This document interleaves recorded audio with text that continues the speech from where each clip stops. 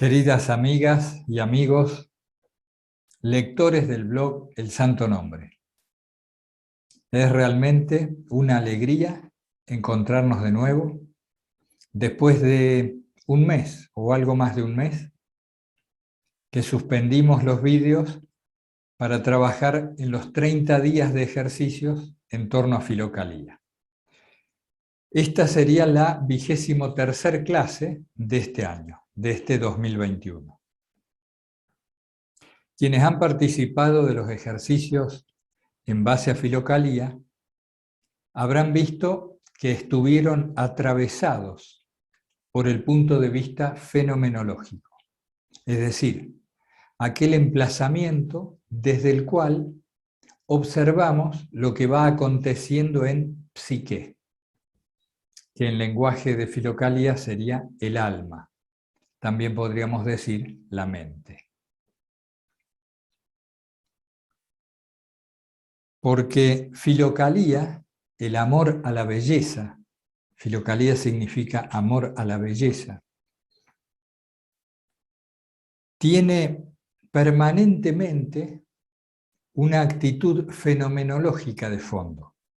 Y eso fue lo que nos llevó a generar este curso alternativo, para profundizar un poco en torno a lo que allí o allá en Filocalía veíamos, comentábamos y leíamos. ¿Cuál es el punto de vista fenomenológico que descubrimos apenas profundizamos un poco en Filocalía? Que esta gente, estos monjes, los esicastas, se situaban en un cierto punto de observación. Se emplazaban en cierto espacio de menor identificación con lo que ocurría. Y desde allí, como si fuera desde una torre elevada, empezaban a mirar los distintos peligros, las acechanzas, los problemas, las trampas que se les iban presentando en el camino espiritual, o en esa escala al cielo de la que tanto hablaban. Sucede que ellos se expresaban en un lenguaje muy diferente. Y cada lenguaje es como una música que activa o desactiva resortes internos en nosotros. Por eso no viene mal ir de un curso al otro, de un lenguaje al otro, revisando, cotejando y sobre todo poniendo en práctica, como siempre insistimos. Estos 30 días de ejercicios que vivimos han suscitado muchas consultas, planteos, y bueno, vamos a ir de a poco respondiéndolos, si Dios quiere, aquí y allá, en el lenguaje que más convenga según la consulta. Bueno, tenemos varios temas que abordar hoy.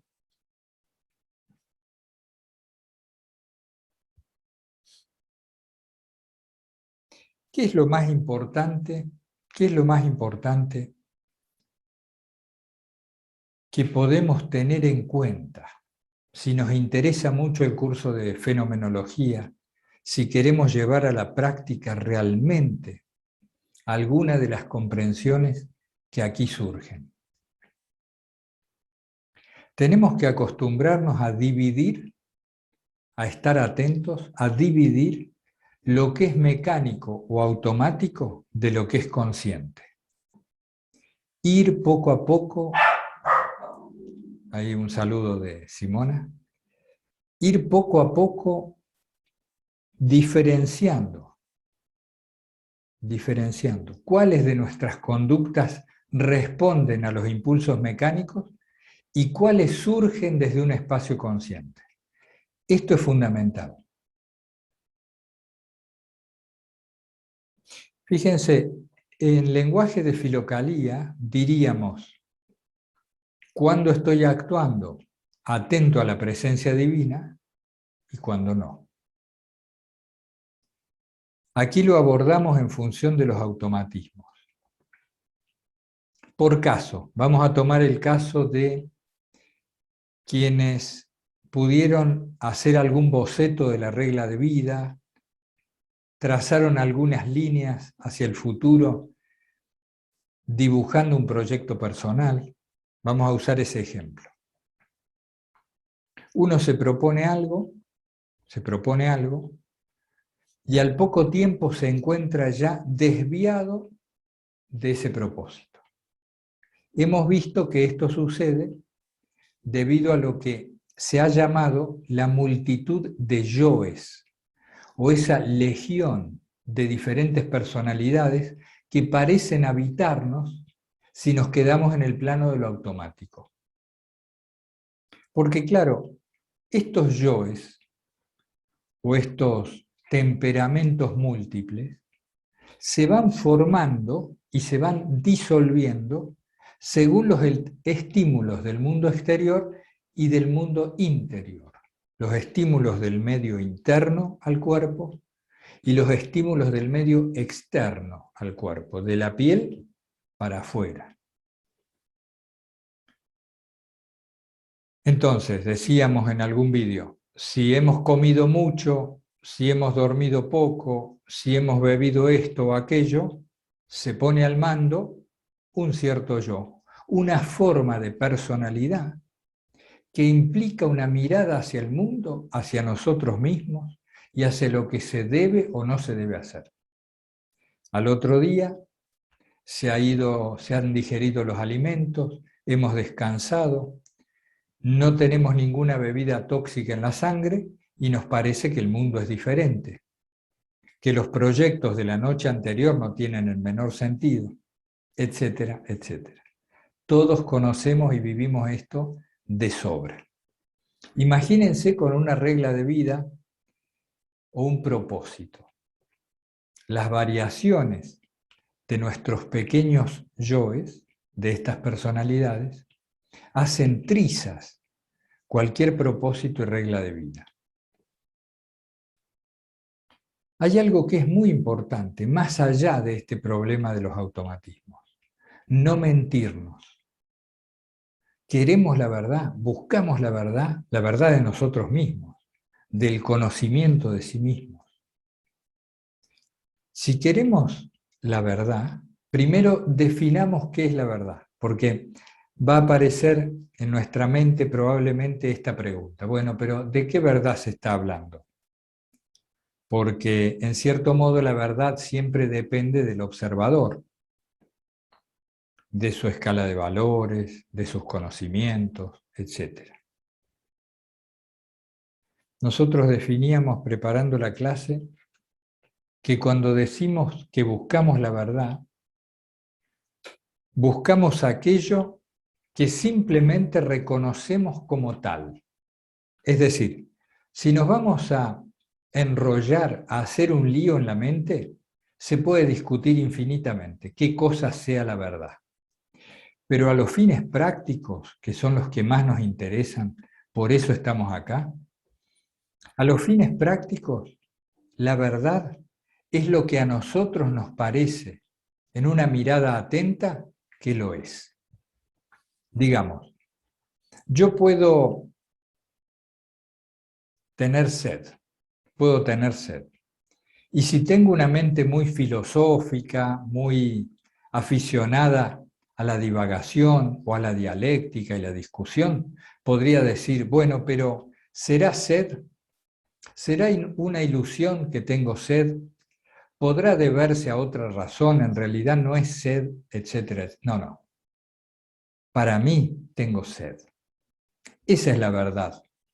Atengámonos a esos límites en lo que a nuestra práctica se refiere. Entonces voy, me tomo un vaso de agua y se acabó. Decíamos entonces que para avanzar en esto de si estoy en lo automático, si estoy en lo mecánico o estoy en lo consciente, no tenemos que mentirnos. Tenemos que asirnos a lo que para nosotros es verdadero.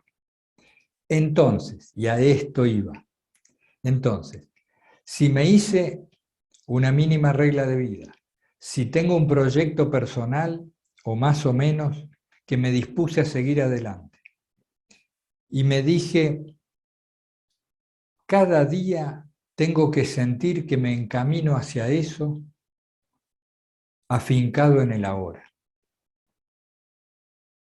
Y a los pocos días no estoy haciendo nada de lo que me propuse, o muy poco. He perdido el entusiasmo con aquel propósito, etc. ¿Cuál es la verdad? La verdad es que no soy dueño de mí mismo, de que los mecanismos y los automatismos abarcan el 90, el 95, tal vez el 99% de mis conductas. Conductas no solo del cuerpo en el mundo, sino de mis conductas interiores, que son innumerables. Porque recordemos, los pensamientos, las emociones e incluso las sensaciones que se originan vienen a ser respuesta a las distintas circunstancias. Y estas respuestas son por entero automáticas. Bien plantados en la verdad de nosotros mismos, nos quedamos más humildes.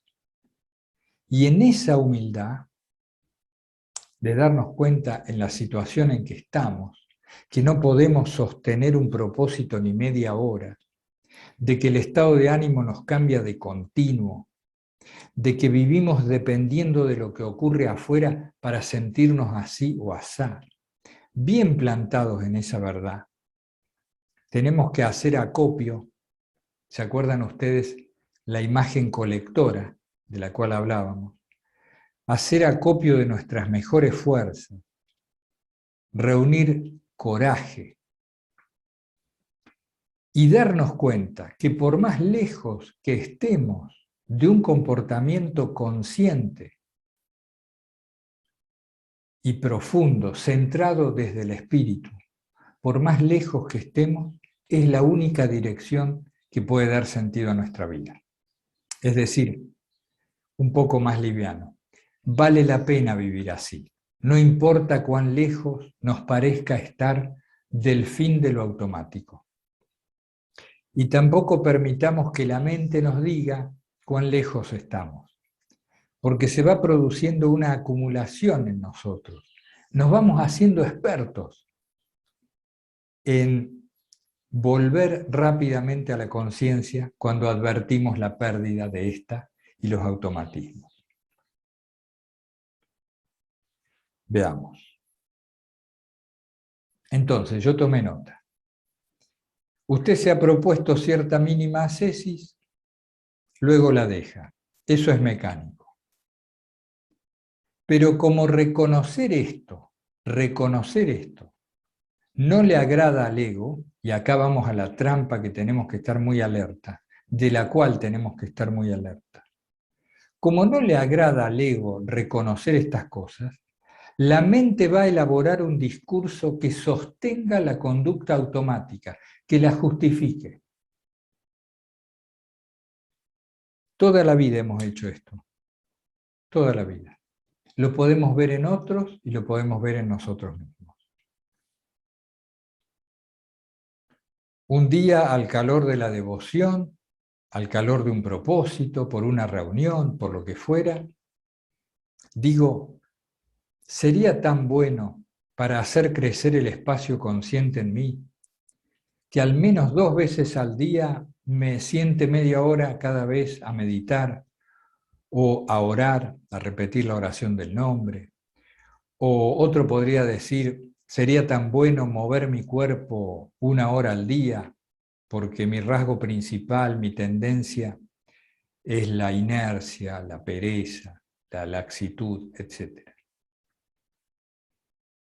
Entonces, nos hemos propuesto esto. Cuando lo abandonamos, a los pocos días, a la mente le disgusta muchísimo reconocer que lo abandona por debilidad, a pesar de nosotros mismos. Y automáticamente elabora un discurso, un autorrelato, que dice, por ejemplo, bueno, al final esto de ponerse una disciplina le quita espontaneidad a la vida. Mejor dejarse fluir, vayamos de acuerdo a las cosas que suceden y seamos espontáneos.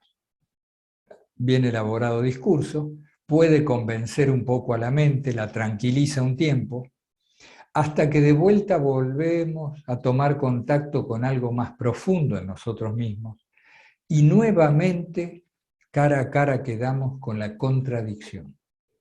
Qué contradictorio que me resulta no ser coherente.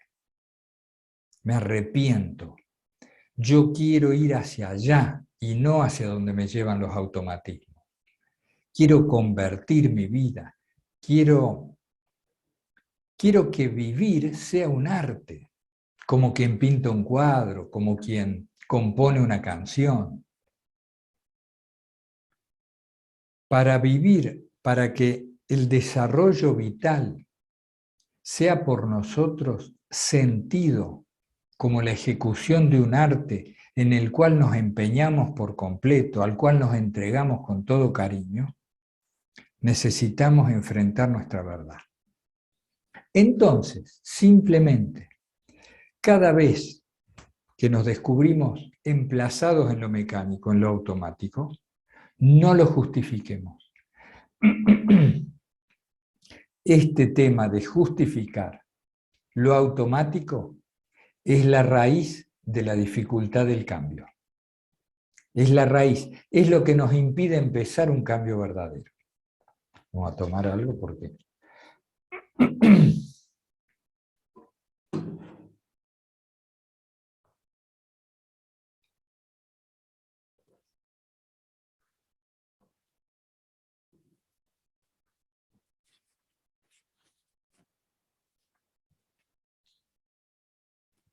Entonces, vuelve a situarte en el lugar aquel desde el cual hiciste la regla o el objetivo, o lo que fuera. Vuelve a situarte en el lugar aquel en donde estabas en contacto con tu yo profundo, con lo que realmente quieres. No podemos seguir viviendo para la imagen de sí, para la imagen de nosotros mismos. ¿Se acuerdan ustedes? Se ha sumado bastante gente al curso, que yo no sé por qué vídeo va, pero es importante este tema de la imagen de sí. Y nunca está de más repetirlo brevemente. Tenemos una escala de valores, y tenemos la conducta que diariamente ejecutamos. El entrecruzamiento automático entre la escala de valores y nuestro comportamiento deja un saldo resultante. Este saldo resultante se manifiesta en nosotros como la imagen de sí. Esta imagen de nosotros mismos, no hablo de la imagen hacia los demás, la imagen de nosotros mismos, eso que me represento cuando digo Mario o yo, eso que se representa automáticamente, es la imagen de sí. Y diría que es uno de los automatismos, uno de los mecanismos funcionales más importantes de la maquinaria humana, del organismo cuerpo-mente. Porque la imagen de sí nos brinda una sensación global e instantánea del estado de cosas general. La imagen de sí nos brinda una instantánea, una fotografía del estado de cosas en general. ¿De qué estado de cosas? De la relación entre conducta y escala de valores. Cuando se ajusta la escala de valores a tu comportamiento, la imagen de sí te avisa y te dice, perfecto, así se debe actuar. Y uno se siente henchido y se genera una satisfacción que tiene una sensación muy clara a nivel del intracuerpo. Esto no está mal, esto es adecuado.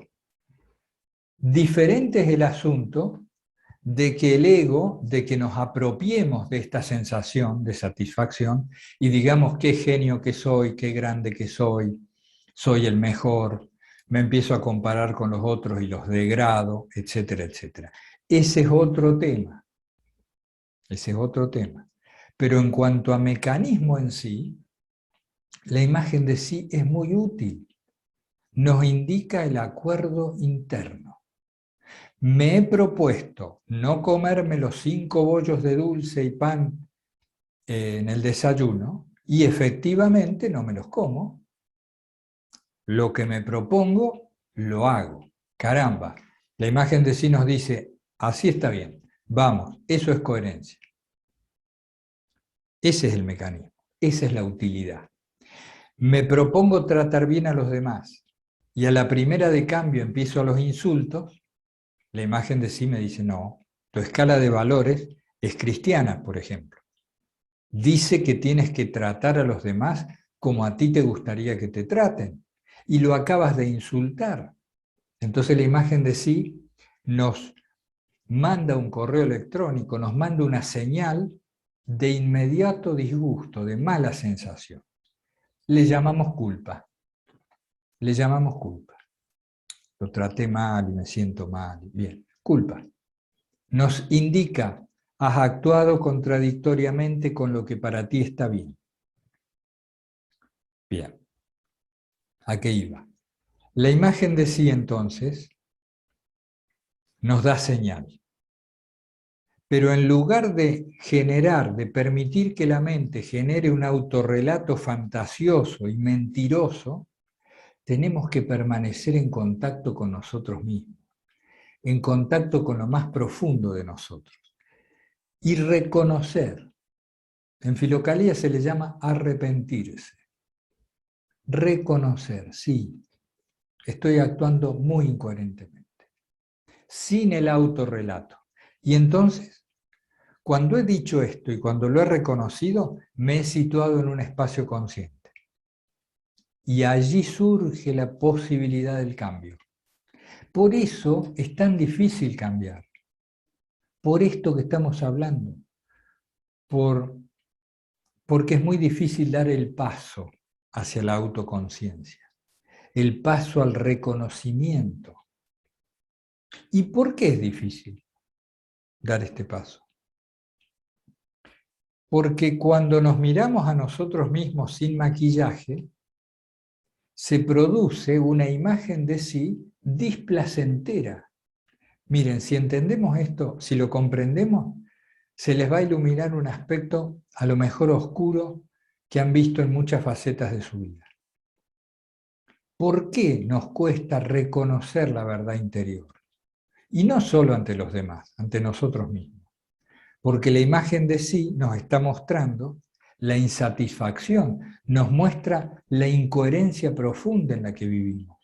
Y esto da una mala sensación. Pero esa mala sensación es el indicador, es el síntoma, es el aviso. Hay que tomar esa mala sensación y decir, caramba, así no puedo vivir. Así no puedo vivir. Tengo que transformar mi vida. Desechar autorrelatos. No le estamos contando a nadie sobre nosotros. Estamos solos. Reconozcamos la incoherencia. Bueno, me extiendo mucho, quizá diciendo lo mismo, pero no puedo sino transmitir lo que para mí es y ha sido fundamental. Dejar la mentira hacia nosotros mismos. Es el primer paso. Hay un filósofo, bueno, un escritor, filósofo que decía, no sé en realidad quién lo dijo primero, pero se utiliza el ejemplo de la cárcel.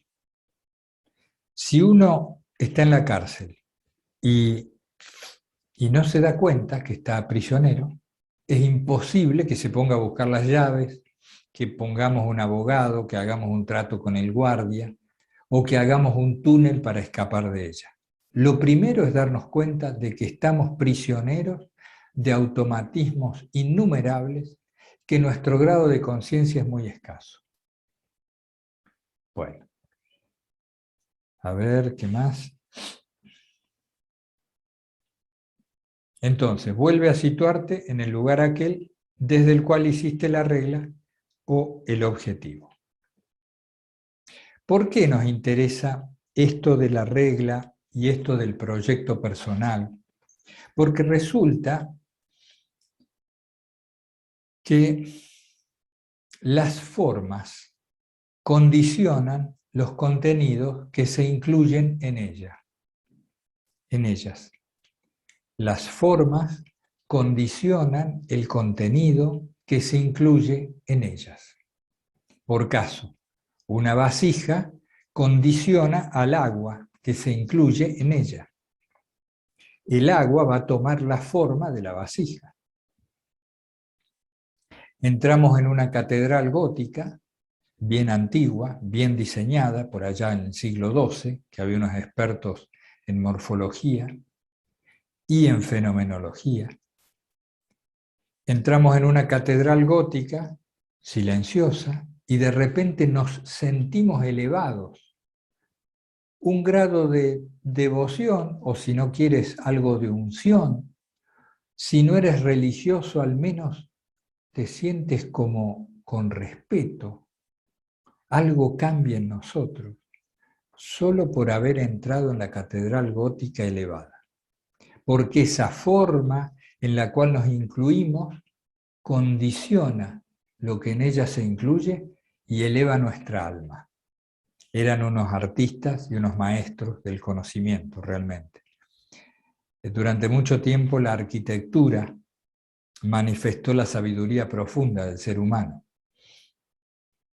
Entonces, así como la jarra condiciona al agua que en ella se incluye, la catedral gótica a quien ingresa en ella, una regla de vida, es decir, la forma que le demos a nuestra jornada, esas pautas fijas o más o menos fijas, van a condicionar nuestra energía, el derrotero de nuestros pasos. Nuestra sustancia se va a ir adaptando a esa forma. Este es el fundamento de muchísimas reglas de vida, de todas.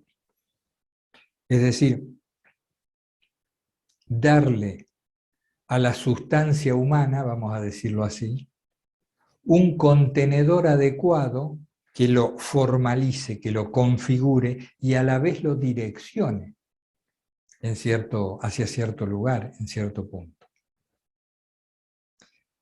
La regla de vida es una cosa sumamente molesta para la mente. Sumamente molesta porque le quita la posibilidad de la divagación. Nosotros vamos cambiando de yoes, de temperamento, de punto de vista todo el tiempo.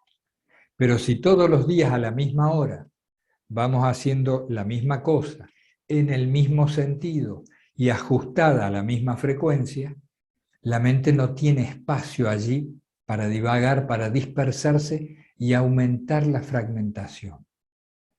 Por eso, por ejemplo, esos 2 momentos de meditación, otros momentos de oración, o esto que estamos implementando en el blog para quienes se sienten más bien llamados a la práctica de la oración del nombre, que son 2 momentos de oración. Lo que ustedes consideren mejor para su propia vida. Pero estará bueno poner 2, 3, 4 puntos fijos, quizá una misma hora de lectura espiritual, una misma hora para el ejercicio físico, que es importante, para la meditación o la oración. Esto nos confronta, nos produce una seria confrontación con los vientos mentales. Y de allí es de donde aprendemos. A este respecto, les quiero hacer este comentario. Quien se pone a meditar en silencio o quien se pone a repetir una jaculatoria, por ejemplo la oración de Jesús, o una oración monológica, es decir, de una sola palabra, o incluso quien está acostumbrado a otro tipo de prácticas, como por ejemplo la recitación de las salmodias, los salmos, y por supuesto la meditación de silencio, todas estas formas nos permiten advertir algo muy interesante. Se ha dicho en la Sagrada Escritura, allí donde está tu tesoro, está tu corazón. Allí donde está tu tesoro, está tu corazón. Y estas formas nos permiten reconocer nuestro tesoro, para saber dónde está de verdad nuestro corazón. ¿Cómo? A ver, ¿a qué te refieres? Mira, ponte a meditar en silencio media hora, buscando el silencio, o ponte a recitar la oración de Jesús. Y vas a ver los permanentes divagues, las continuas palabras, diálogos, discusiones, imágenes que aparecen en la mente. Si estás atento, vas a ver que rondan casi siempre en una misma temática. Todas nuestras divagaciones tienen un núcleo, al cual llamábamos núcleo de ensueño en alguna de las clases. Este núcleo es nuestro tesoro. Es aquello que de verdad le importa a la mente. Es aquello que de verdad le importa a nuestra mente. No a nosotros mismos, no al espíritu que somos, no a lo profundo, a la mente. ¿Cómo me doy cuenta? Fíjate en torno a qué divagas por lo general. Porque están los divagues de circunstancia, que si me golpeé el dedo del pie, que si me están debiendo y no me pagan lo que me deben, está bien. Esos son divagues de circunstancia. No quiere decir que nuestro corazón esté allí. Pero fíjate la temática habitual de tus divagues. ¿En torno a qué? Por ahí. Ese es un buen tema a indagar. Ese es nuestro tesoro y allí está nuestro corazón. ¿Y qué hacemos con esta información? ¿Para amargarme la vida? No, para revisar y darnos cuenta a qué le estamos dando valor, a qué cosa le estamos dando valor. Porque según nuestro valor, según la valoración que tengamos de las cosas, se va a encaminar profundamente nuestra conducta. Y cuando digo conducta, digo la corporal, la mental y el resto, es decir, integralmente. A este respecto, no quiero extenderme mucho, les hago 3 comentarios. La posibilidad de desarrollarnos comienza cuando asumimos nuestra verdad. Nuestra verdad es que andamos siempre divagando y se ha caracterizado de un modo muy interesante a principios del siglo XX, un señor llamado George Gurdjieff, que después fundó un instituto para el desarrollo armónico del ser humano y demás. Este hombre era una especie de filósofo, escritor, divulgador, maestro espiritual, que venía muy influenciado por la espiritualidad de los sufíes. En realidad, lo que hizo este hombre, George Ivanovich Gurdjieff, fue adaptar el sufismo a Occidente. Le modificó el lenguaje y armó una serie de prácticas útiles o no útiles, dependiendo de las personas, y al margen de su biografía o de cualquier otra cuestión que ustedes puedan indagar sobre él. Estamos simplemente mencionando la fuente de esta clasificación. ¿Cuál clasificación? Se decía en la enseñanza de uno de sus discípulos que los yoes más habituales que tenemos son el vagabundo, el lunático, y que existía la posibilidad de situar un amo de casa. ¿Cuál es el yo vagabundo? Que es muy habitual. El vagabundo es una persona, es un temperamento que se hace un autorrelato y de tal manera se lo hace que le quita valor a todo. El vagabundo no es vagabundo porque ande pidiendo limosna o porque no tiene dónde vivir. Se hace alusión al vagabundo como al que divaga. al que desvaría, ¿no? Y este yo vagabundo es el que dice, todo da lo mismo. En realidad, no hay una cosa más importante que la otra. Todo depende del punto de vista, ¿no? Es un gran relativista, este yo vagabundo. Este yo vagabundo está a la raíz de nuestra indisciplina. Toda indisciplina de raíz se basa, se sostiene en este no asignarle valor a las cosas. Cuando nosotros valoramos algo, nos hacemos responsables de ese algo. Por ejemplo, tenemos un ser querido que tiene una enfermedad y necesita una medicación todos los días a la misma hora. ¿Cómo valoramos la vida de esta persona? Nosotros somos responsables, es decir, respondemos y no hay forma que nos olvidemos de comprar el remedio y de arbitrar los medios para tener el dinero disponible, etcétera, etcétera. Es decir, hay disciplina en nosotros, una disciplina no forzada, sino la disciplina que surge de la responsabilidad, de la valoración que hacemos del tema de que se trata. Entonces, yo tomé esta división del vagabundo, el lunático y el amo de casa, porque nos puede servir mucho para dividir y cotejar nuestros propios temperamentos. Si nosotros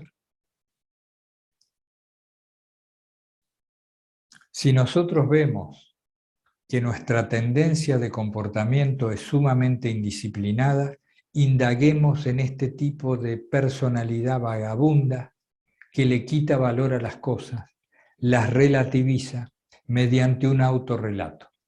Este relato, por cierto, está muy vinculado a la época. Es decir, ni siquiera este automatismo es muy original en nosotros. Está muy vinculado a la época, al último siglo y sobre todo a las últimas décadas, donde el conocer la diversidad cultural y la diversidad de punto de vista, y al haber accedido a tantos medios y a tanta información repentina, nos ha hecho creer de que nada importa, porque en realidad el nada importa es un modo de decir, no puedo procesar tanta información, no sé cómo integrarla en mí, por lo tanto, nada importa. Ese sería un comentario al margen sobre esto. El lunático, ¿cuál es la característica del lunático? De esta personalidad o temperamento o pequeño yo lunático, que le da valor a lo que no tiene. Le da valor a lo que no tiene. ¿Para quién? Para nosotros. Realmente para nosotros tal cosa no tiene valor, pero este yo lunático se la asigna, le da valor. A ver, ejemplos. Por ejemplo, andamos gastando energía, tiempo, amargura, porque no pintan bien esta pared, no se pinta bien esta pared. Mirá cómo ha quedado la pared. Entonces contrato otro pintor, gasto más dinero en ello y ando refunfuñando porque hay una mancha de humedad ahí, no sé. ¿Qué quiere decir? ¿Que no arregles bien la pared? No, pero fíjate el valor que le asignas. No le asignes tanto valor. Yo recuerdo de chico, me pasaba, de quedar muy sorprendido porque cuando iba a hacer la compra, cuando se me mandaba a hacer las compras, se me decía, cambiate esa ropa, ¿no? Cambiate esa ropa, no ves que vas a salir, ¿no? Bueno, y muchas veces, aunque estaba de entrecasa, la ropa era apta para salir a hacer la compra, totalmente, no había nada extraordinario. Sin embargo, se le asignaba valor a algo que realmente no lo tiene. Es decir, ponete en una apariencia para que desconocidos te vean bien vestido. Fíjense, la asignación de valor a algo que en realidad para la propia vida no lo tiene. ¿Y esto qué implicaba? Un gasto de energía, un gasto de tiempo. Y sobre todo la generación en uno de una inercia hacia la apariencia, hacia el cuidado de las apariencias. Y así podríamos buscar más ejemplos. Pero el yo lunático es aquel que le da valor a lo que realmente no lo tiene. Entonces, por ejemplo, me pongo a ordenar y a embellecer día tras día el sitio de meditación y el sitio de oración. Y me compro el mejor almohadón, los mejores íconos, los mejores aromas, y etcétera, etcétera. Pero, ¿y la meditación? Ah, bueno, sí, ya voy a empezar. O 10 minutitos y salgo corriendo. ¿Ven? Ese es el lunático, el que desequilibra el valor de las cosas y le da mucho valor a lo que no lo tiene. ¿Cuánto irá de...? No me quiero extender mucho. Entonces, se habla en esta clasificación de que es necesario generar en uno un yo estable, que se le llama el amo de casa. El amo de casa. En cuanto a que este temperamento, esta particular configuración tiene valores claros y virtud práctica. Y esto nos importa. Valores claros y virtud práctica. Entonces, este amo de casa, imagínense y fíjense qué gráfico lo de amo de casa. Esto fue descrito en la década de 1920, más o menos, por lo cual se están refiriendo a una especie de esas casas señoriales, ¿no? Que tenían mayordomo, tenían sirvientes, personal en la cocina, jardineros, etc. Entonces el amo de casa se refiere a veces al mayordomo y a veces al dueño de casa, ¿no? Indistintamente. Para el caso que nos ocupa, ¿qué importa del amo de casa, de este tipo de yo o de temperamento? Que está al mando y dice, usted vaya y pode los setos del jardín. Usted plante frutales por allá, a la gente de la cocina le dice qué cocinar, a la gente que tiene que limpiar le dice que tiene que lustrar la vajilla, manda a otro a arreglar el auto. ¿Vieron esas películas de época, no? Como Downton Abbey, creo que se dice, una muy buena serie de época en Gran Bretaña. Esas casas señoriales, que podían pasar muchas cosas, pero había un amo de casa. Y si no estaba el amo de casa, el mayordomo se encargaba. Él se encargaba de todo.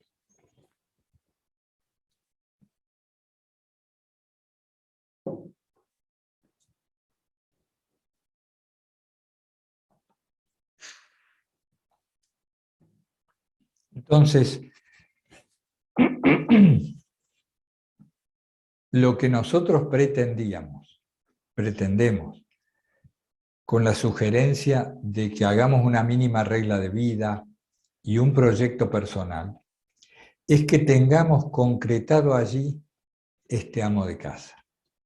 Este que sabe qué cosas hay que valorar porque se pone en contacto consigo mismo y sabe qué le importa de veras en su vida, qué puede darle significado a su vida. Y este amo de casa tiene una virtud muy práctica. No se deja engañar por los autorrelatos.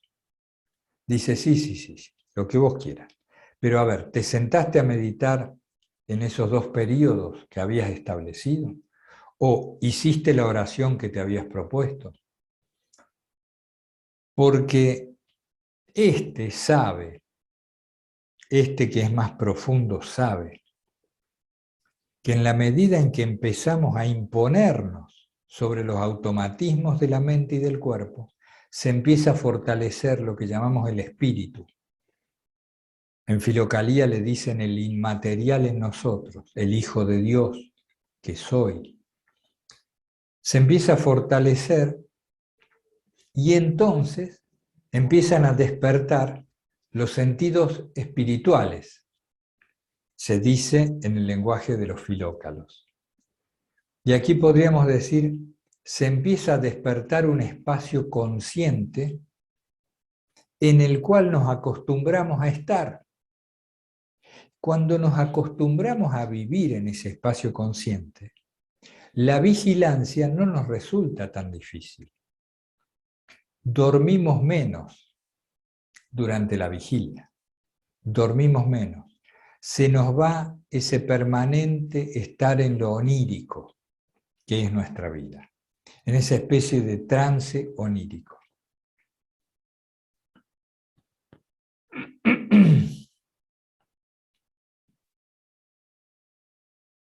Bien.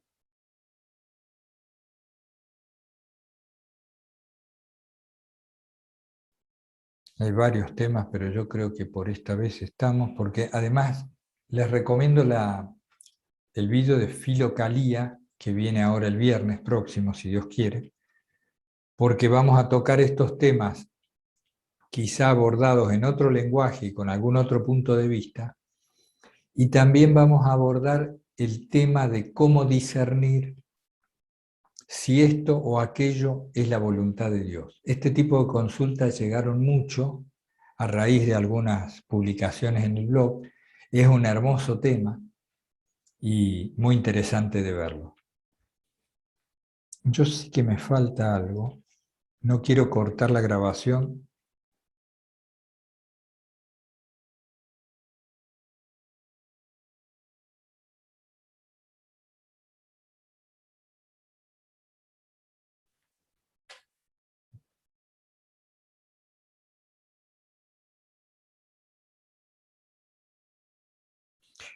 Sí, esto. Dos o tres personas, dos o tres hermanos y hermanas del blog que siguen este curso y también el de Filocalía, me insisten con el tema del testigo, que no se entiende bien lo del testigo, decía algo más porque a mí no me queda claro, etcétera, etcétera.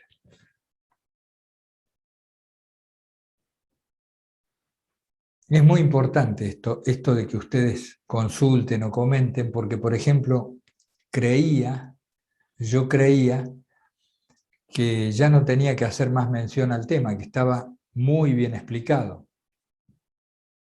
Y no es así, evidentemente.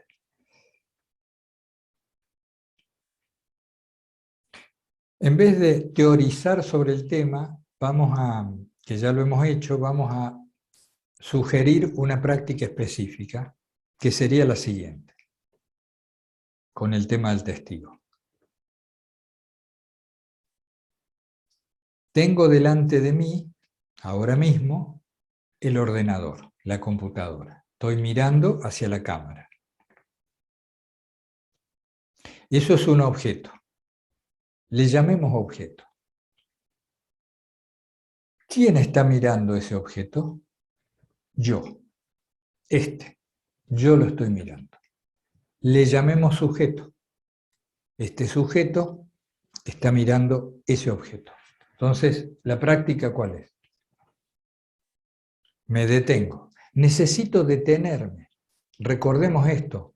Si nosotros en la vida cotidiana queremos testificar, queremos situarnos como el observador, que tanta utilidad tiene para desarrollar la atención vigilante, necesitamos detenernos un minuto, en cualquier lugar, en cualquier momento. Si podemos, detenernos un minuto.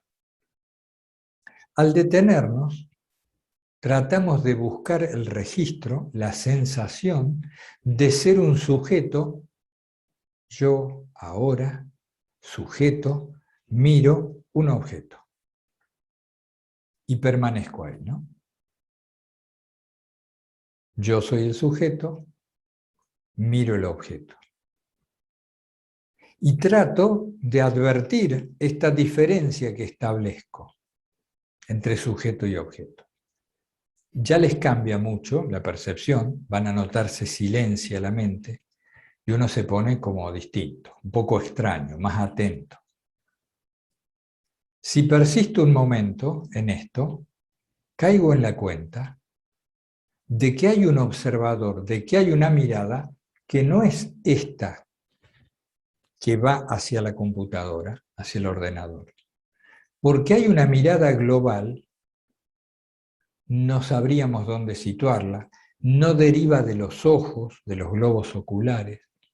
Hay una mirada global que ahora está consciente de que éste está hablando, está gesticulando, este sujeto, y que está mirando un objeto. Y esa mirada global está consciente de la escena, no solo del objeto, o no solo del sujeto-objeto. Está consciente como si fuera esas cámaras de 360 grados que se usan ahora, o como si fuera una especie de dron que sobrevuela por acá arriba. A eso le llamamos testigo, a esa mirada, a esa posición. ¿Cómo se hace? ¿Qué es eso? Vamos a lo práctico, porque cuando uno prueba el caramelo, ya no le importa mucho que le expliquen lo que es un caramelo. ¿Verdad? Ya lo probé, ya sé lo que es. Habría que tender a tener sensación clara de esto que se dice. El ejercicio se puede hacer mejor en situaciones de calma al principio y luego se puede hacer cada vez que uno advierte que está perdiendo la conciencia o cayendo en los automatismos. Quizá no se puede hacer en un pleno ataque de ira. Se puede hacer antes que surja la ira. Entonces, ¿cómo es? Me detengo un minuto, como siempre y para todo, respirar 1 o 2 veces suave y profundo, relajo un poco el cuerpo, me sitúo cómodo, atiendo al objeto, desde el sujeto, y empiezo a advertir que hay una mirada que no depende de los ojos, que está observando la escena, como si fuera alguien tras bambalinas, una mirada detrás de las bambalinas.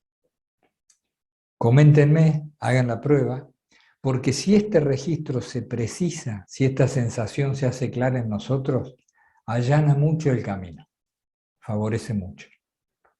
Muy bien. Y nos cambia también la sensación general, ¿no? Uno se siente mejor, más íntegro y situado. Bueno, eso es todo por hoy. He cambiado la nomenclatura de las clases de fenomenología porque había una diferencia entre las del 2020 y 2021. Estaban en números romanos las del 21 y parecía algo complejo. Así que ahí las hemos vuelto a numerar. Espero sus consultas, comentarios e intercambio. También pueden intercambiar sobre esto en la reunión de los sábados a las 3 de la tarde de Argentina y 20 de España. Podemos charlar estos temas también. Quien quiera puede venir a las oraciones que hacemos. Vamos a ir agregando horarios. Están centradas en la oración de Jesús, con momentos de silencio y de lectura de las Sagradas Escrituras, de algún autor espiritual. Por ahora son de 7 a las 7 de la mañana y 22 horas de Argentina, pero pronto, si Dios quiere, agregaremos otros horarios. Muy bien. Les mando un abrazo fraterno a todos, invocando como siempre el santo nombre del Señor Jesús. Hasta pronto.